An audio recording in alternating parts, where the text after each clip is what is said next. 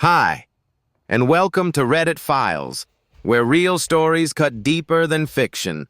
Let's go into it. In late May 2016, I asked my crush, Kate, of 3 years out on a coffee date. 3 dates later, we made things official. For the next 7 months, our relationship felt too good to be true. We clicked on so many interests, so we hardly ever disagreed on anything. We were very open with each other, which led to an incredible sex life. We both had good jobs, so we had money to spoil one another. And our families were both enthusiastic about our relationship. In January 2017, I was accepted into my country's Armed Forces Reserve program as a combat engineer. I underwent basic training from February to late April, and was, up until then, the hardest thing I had ever done. There were several times I thought I wouldn't graduate, and the only thing that kept me going was Kate's words of encouragement over texts and calls. She was there when I received my BTC certificate, and never let me forget how proud she was of me. As part of my job in the reserves, I would have to go away in the summer for advanced training, between early June to late August. Kate fully supported me going 400 kilometers away to the training center and spending almost our entire summer break on work to further my military career. The summer was brutal on me. I was a social outcast from every clique that formed on our course, and was the butt of several jokes. My self-esteem plummeted through the floor, but Kate's belief in me was what made me prevail. I passed as 5th best on course, and I owed it all to her. Things between us started to sour after returning home. According to her, I wasn't as spontaneous and outgoing as before I went away. I was dismissive, took small jabs and jokes as personal insults, and would rather stay in, watch movies, and have sex instead of going out. Unbeknownst to both of us, I had developed some nasty social anxiety due to the events of the summer, and it started affecting our relationship. Nearing our 2-year anniversary in 2018, we got into a heated argument over a small misunderstanding and subsequently broke up. I was incredibly distraught before she texted me 3 days later and said she wanted to try and fix things. I didn't see her for 3 weeks, but we kept in touch every day, slowly mending things. When we officially got back together, nothing felt the same. Every time I talked with her, it was as if I was walking on eggshells, and it only worsened my anxiety, which in turn hurt our already damaged relationship. Then things finally came to a head at the end of July. While in school, Kate had met a dude named John. She saw in John what she used to see in me, and they quickly became very close friends. He consoled her through our breakup and every little time I messed up afterwards. For the record, I knew of John, but never thought Kate would ever do anything with him. One night after work, we had planned for me to stay the night at Kate's place. I arrived to see the two of them chilling on the living room couch. She said that John had dropped by for a spontaneous visit and he was just leaving. After John left, she became cold and distant. I slowly accepted that our relationship was dead and asked her how things were between us. She echoed my thoughts and we agreed to break up the next day. She said I could stay the night one last time, seeing how it was late and she was still worryful of me. From there on, until she fell asleep, Kate became uncharacteristically glued to and protective of her phone.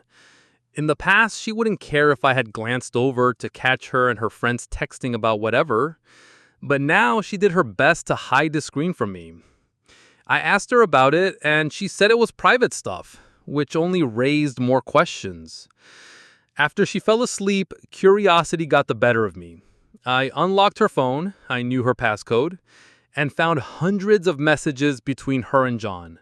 Messages about how she was now single, how exciting it was that they could now be a couple in public, and laughing at me for every little thing I did.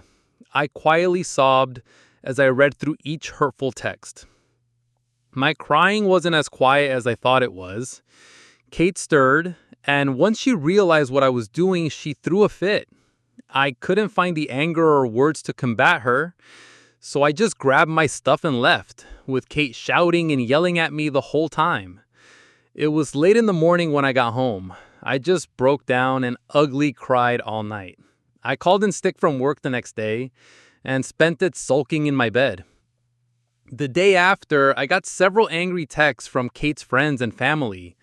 In a bid to save her image and denounce anything I might say about her, she told anyone she knew that I had forced myself upon her that night in one last attempt to get some before we broke up, and left after the deed was done. Although what I had done was scarring, she refused to press charges because she didn't want to make a circus of her life in court and was the bigger person by doing so.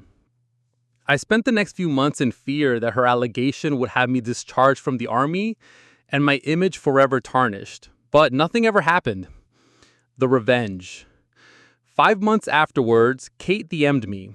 After pleasantries, she basically apologized for the whole thing and actually admitted to faking it, though she would never publicly admit it to save her own reputation. My image be damned. This angered me, but I kept cool. I screenshot the text and continued talking with her. Over the next 3 months, she entered into a cycle of events as follows. Complain about a current life situation, usually about John screwing up in their relationship in one way or another, and asking for advice, lamenting our relationship, how I never screwed up like John did, how she wished we could go back to the way things were, blah, blah, blah. Ignoring me because John finally pulled his head out of his ass, did some huge romantic gesture and saved their relationship. Going on a smear campaign on social media about our relationship, employing her friends for help, knowing in full that I would see it all, and trying to bait me into an argument. It would work. She would try to turn the argument around and paint me as the bad guy, and then block me for about a month before repeating the cycle. This happened 3 times like clockwork, and always left me burnt out and broken. But a part of me wanted it to happen. Each time it did, I took screenshots of every damning thing she said. I had a full SD card of everything I compiled before I finally decided it was time. Making several picture copies of the worst text messages I caught, I bought some manila envelopes and mailed them to everyone I thought would matter to Kate. Her parents, grandparents, extended family she was super close with, best friends, work boss, co-workers, teachers, whomever I could find the mailing address for. I made sure that anyone getting the envelope would know that the texts were between me and Kate, and sent them off. Within 3 weeks, I got results. Some of the people who messaged me to shame and insult me before now apologize for their words. My favorite was from her own parents, who went on to say that they were deeply sorry about their daughter's behavior, how they raised her to be better than how she acted, and to please not pursue any legal actions. The thought had crossed my mind, but I didn't have the money nor the mental fortitude to fight a legal battle. I told them I'd think about it, and that they'd be the first to know besides Kate if I did.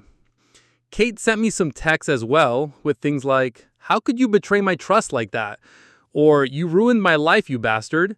I didn't reply.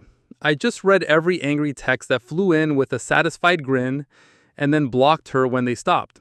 I never fully found out how badly her life was affected by my revenge, but I do know that she dropped out of school and no longer has a job. I hope John was worth it. Thanks for hanging out with us on Reddit Files. If this story hit home for you, drop a comment and let us know. What part got to you the most? Ever had one of those quiet moments in a relationship that changed everything? Your stories matter too, and this community's all ears. Don't forget to like, subscribe, and share this with someone who might need to hear it. Until next time, stay kind and don't let yourself disappear.